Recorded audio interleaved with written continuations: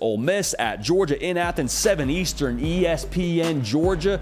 The line anywhere around -11, -10.5. Bottom line, they're favored by double digits in Athens. Surprise, surprise. This will be a massive, massive game when it comes to the college football playoff race, comes to the SEC title race. And for Georgia, it just keeps on ramping up every single week for them. The good news is I think they keep getting better. If you're a Georgia fan, the challenge is I think the schedule keeps getting tougher. Like Missouri, phenomenal football team. We told you going in, we told you after that game. They're a top 15 team. There was nothing overrated about Missouri, and we saw that in Athens. Had Rusty Mansell on the roundtable yesterday, and he said it perfectly. They gave Georgia all they wanted for 4 quarters. All they wanted, all they could bargain for. Now, Georgia fell back on their traits, the poise, the composure, the Kirby Smart kind of coach team, the fact that they've trended upward and playing their best ball right now ended up showing itself. The challenge for Georgia now, can you keep swinging? Just had a tremendous heavyweight bout with Missouri in Athens. We talked about it on our Sunday recap. Can you keep swinging as the opponent gets tougher? Can you keep that internal standard at a championship level after you have to keep on emptying the tank week after week? That's going to be the challenge here. For Ole Miss, this is a chance now to plant your flag. We've kind of thought about Ole Miss as maybe that 2-tier SEC team, or tier 2 SEC team rather. You talk about Georgia and Alabama. You talk about LSU a little bit more now. Tennessee's maybe even in that mix, but Ole Miss has kind of always been like that fringe SEC team when it comes to the tier 1 at least. You beat Georgia, who we think is the best team in the country, and you beat them at their house. Flag plant. We're here. We're not going nowhere. Lane Kiffin put his face into that tier 1 conversation when it comes to the best college football coaches. Like, this is a game that you need to bring your best. Need to bring your best. I said the same thing with Penn State and Michigan. You're not winning with your A- game. For Ole Miss, if you want to be the top dog in the SEC and you want to make a statement, you go take down the top dog and you do it at their house. That would be a statement.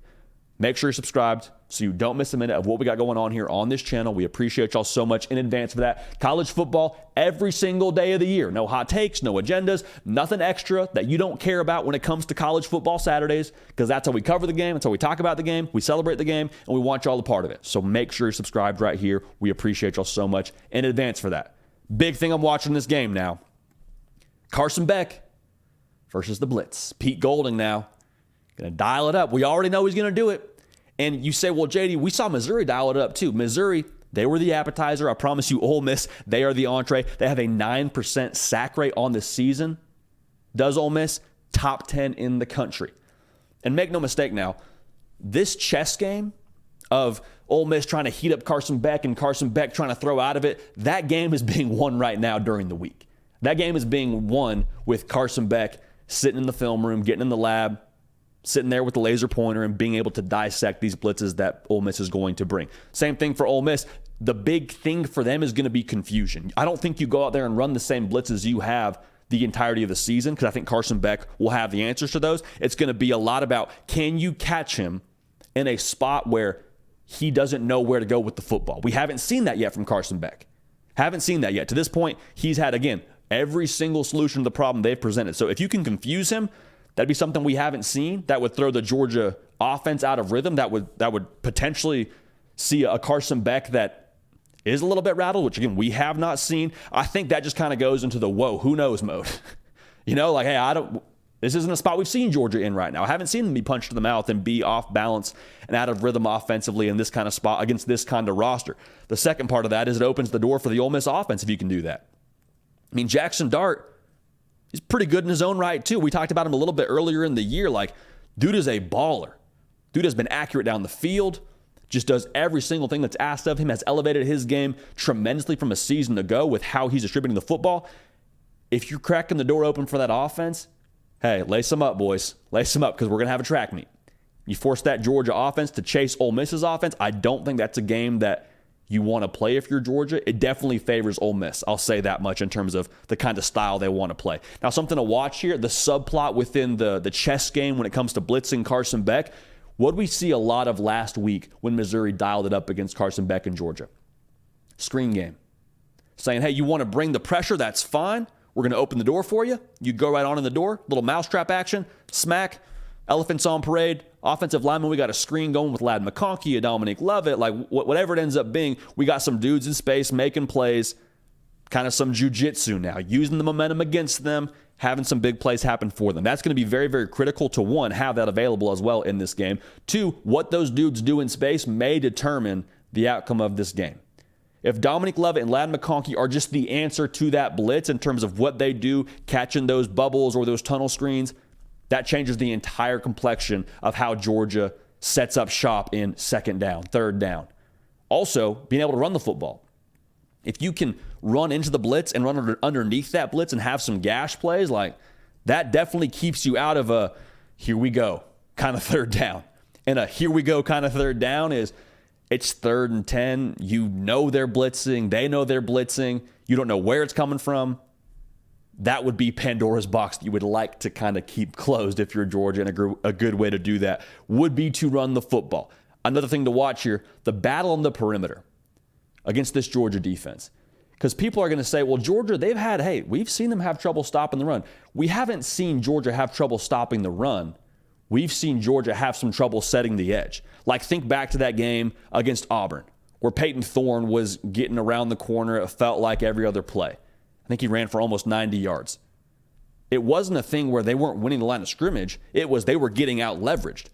Now, the thing now with Ole Miss is they do a great job about that. They do a great job getting on the perimeter, and I promise you, Lane Kiffin, we already know he's got some things cooked up that he has saved just for this game.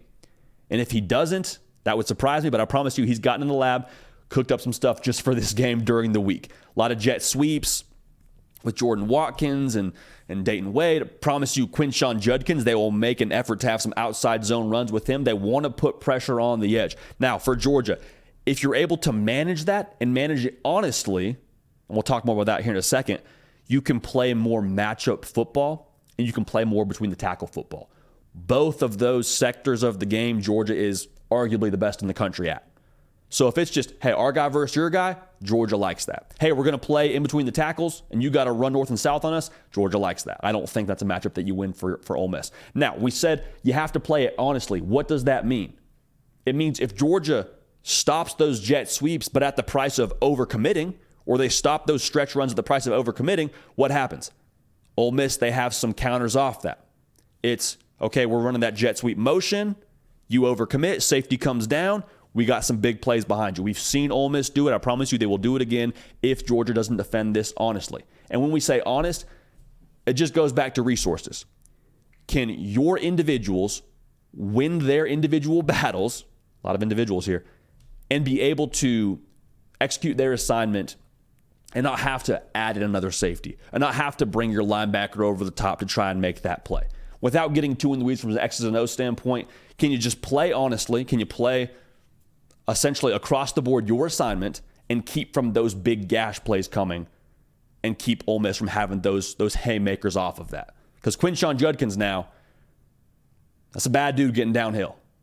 Does not go down on first contact, has great balance, great vision. You don't want to see a world where he gets into rhythm, because the thing about backs like Quinshon Judkins, once they get some confidence, once they get some momentum going in the second quarter, they're a lot tougher to tackle in that third and fourth quarter. Just kind of the way that this whole thing works. So you want to try and avoid that best you can. If you can stop that, like we said, it goes back to favoring Georgia in terms of being able to play your style of ball in between the tackles. If you want to go north and south on us, it's not going to happen. Georgia's just far, far too good when it comes to that kind of ball. Look at the Kentucky game. That's a great example of that. Now, what does Georgia do in the secondary against the Ole Miss wide receivers? And in the matchup here, the key thing I'm watching is Trey Harris for Ole Miss, about 6'2", 205, had 11 catches and 213 yards and a touchdown against A&M, putting up road to glory numbers against Kamari Lassiter, Julian Humphrey, whoever matches up with him in this Georgia secondary. Because if you want to beat Georgia, we've seen it throughout the duration of Kirby Smart's time in Athens, you need to have an ace of spades. Now, for those of y'all that play cards, we all understand the ace of spades, when you play spades, is like the end-all, be-all. No matter what card you play against my ace of spades wins. And that's kind of been what it has been against Georgia. If you have a Marvin Harrison Jr., if you have a Jamison Williams, that can be that ace of spades on the perimeter to where no matter what you play, no matter what you blitz, no matter what coverage you're in, we're going to find a way to win because of that matchup. Is Trey Harris that for Ole Miss? Because I think he needs to be for them to be able to win this football game. I mean, credit Kamari Lassiter. They moved him inside and played against Luther Burden last week, who's one of the best wide receivers in the country. Did a great job on him. Held him 3 catches. Luther Burden a little bit dinged up, came back in the game. Bottom line, need that same kind of effort from this secondary in that spot. Whether it's Julian Humphrey or whether it's Kamari Lassiter, it doesn't matter to me, but I think you have to be able to manage that and not have it be the end-all, be-all, like I said, ace of spades kind of impact. It's about winning the war in that matchup. I expect battles to go both ways at different points in time. Like, I don't think you hold Trey Harris to 0 catches. If you do, you're covering the spread. But imagine a world where it probably does go both ways to a degree. Can you win the majority? Can you win the timely battles to end up getting you that big win on 3rd down, on 4th down, where you know they're going to number 9? Can you match up accordingly? So, when it comes to the difference in this game, I think Ole Miss is going to land some shots. I really do. I think Lane Kiffin and the way that he has prepared for a game like this, he's going to have some answers for what Kirby Smart does defensively, what Glenn Schumann, Will Muschamp, what they all do defensively. Now, to that same token, we saw Missouri go toe-to-toe with Georgia last year too, honestly. Missouri, the gritty football team, tough football team, we saw them give them all they wanted and then some. Jackson Dart brings a lot of those same characteristics that Brady Cook brings. Willing runner, he'll get downhill against you, probably more accurate downfield. But here's the deal, man. When you go to Athens and you got to go 4 quarters with the back-to-back national champs, I think the physicality of Georgia is what wears you down. And I think Carson Beck, with how poised he is and how well he's playing and the way they match up schematically against this Ole Miss defense, I think he'll once again have the answers. And I think once again Georgia will win in space when they're asked to do so. So for me, I like Georgia to win this football game 41-30. I would not touch the spread. Now, by nature of that score that I just told you, we have Georgia winning by 11. Some places have it at 10.5. Some places have it at 11. I wouldn't touch it by nature of by nature of Lane Kiffin and what he's going to bring to the table with just being an offensive wizard. I don't like the spread, but I think when we finish this game and the dust settles, we say, you know what? Georgia's still Georgia. Yeah, there was talk about what they were in the offseason and what they didn't do the first couple of weeks. We're now in November. They're undefeated. They're staring right in the face of another SEC title and another college football playoff berth. Georgia's still Georgia. Kirby Smart has once again created a team that has the traits that he wants with tough, physical poise, all those things. And I think we see it yet again in the 4th quarter in Athens. Hey, y'all, thanks so much for watching. Subscribe to the channel here to make sure you don't miss an episode of The Hard Count. Also, be sure to check out other videos on the On3 YouTube channel.